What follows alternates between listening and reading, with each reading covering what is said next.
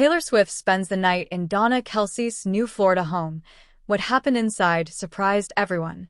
The quiet streets of a coastal Florida neighborhood lit up with whispers and camera flashes when Taylor Swift's jet was spotted landing unexpectedly at a small private airstrip just a few miles from Donna Kelce's brand new home. No big entourage, no stage trucks, no chaos. Just Taylor, stepping off the jet in a soft blue hoodie and ball cap, clutching a simple duffel bag, looking more like a niece flying in for a weekend visit than the biggest pop star in the world. But what unfolded over the next 24 hours has Swifties in emotional knots and theorists scribbling down timelines like it's a crime scene. Taylor didn't check into a hotel. She didn't head to a resort. She went straight to Donna's house.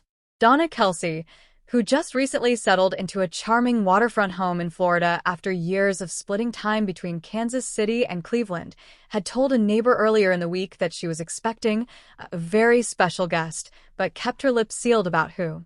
That same neighbor, bless her nosy heart, said she spotted Taylor arriving around sunset, with Donna waiting on the porch in bare feet and holding a wine glass. The two women hugged tightly, and Taylor reportedly leaned her head on Donna's shoulder for a moment that looked way too tender to be casual.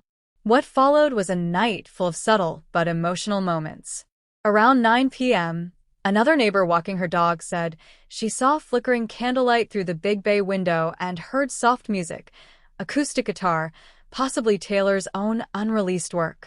At one point, the sound of laughter pierced the still night, followed by a quieter moment that ended with someone pulling the curtain shut.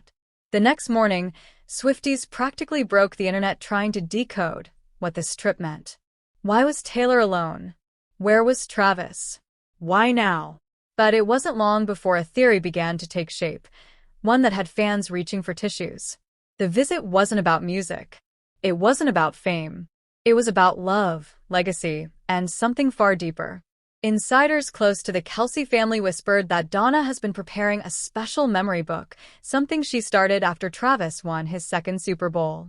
It's a personal project filled with photos, letters, family recipes, and handwritten reflections from the Kelce boys' childhood. And word has it, she wanted to read parts of it to Taylor herself. A symbolic gesture, a way of saying, "You're part of this now." The timing couldn't be more telling. With NFL season looming and Travis in full training mode, Taylor flew in solo, not because Trav couldn't make it, but because this was about something more sacred. A woman-to-woman, heart-to-heart moment. Multiple sources claim Taylor was seen sitting on the backyard swing with Donna around midnight, barefoot, sipping tea and talking for nearly an hour under the moonlight. No photos. No press. Just two women bonding over family, life, and what it means to love someone under the weight of the world's gaze. But what truly sent fans into a spiral was what happened the next morning. Taylor left before 8 a.m., quietly and without fanfare, but not before a local florist received an order later that day for a dozen white orchids, delivered back to Donna's address, signed simply, "Love always, Tay."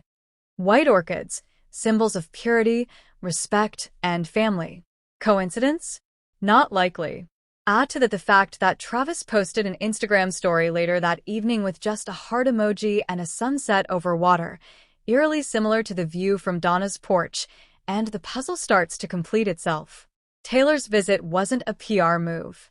It wasn't a vacation. It was a personal gesture of love and gratitude to the woman who raised the man she adores. It was a statement to the Kelce family that she's not here for the cameras, not just along for the headlines. She's here for the long haul. She's sitting in candlelight, laughing barefoot in the kitchen, and crying at family stories on the couch.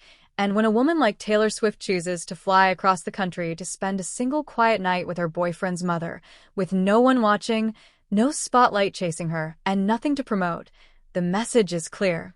This is family now. And whether there's a ring coming or not, the heart of the story isn't just about Taylor and Travis.